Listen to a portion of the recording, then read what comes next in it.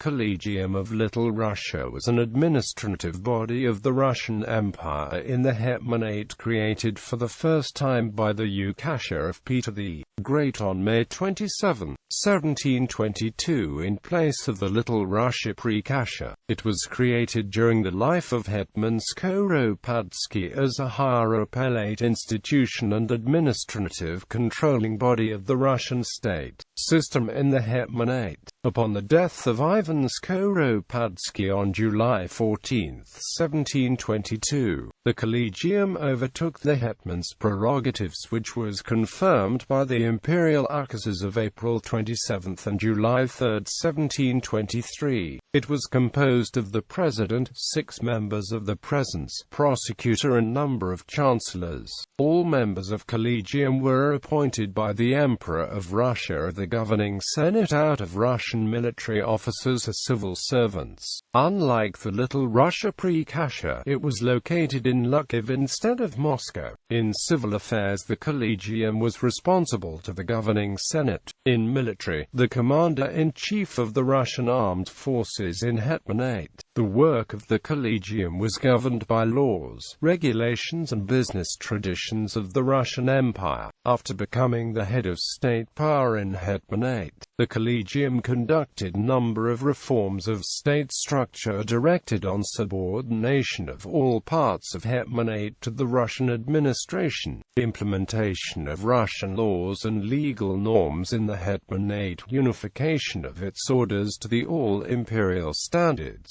The Collegium of Little Russia for the first time in full volume attracted Cossacks' finances to the royal treasury. Moreover, the Collegium reformed tax system that made it possible to increase the size of annual profits from 45,527 rubles in 1722 to 114,495 rubles in 1724.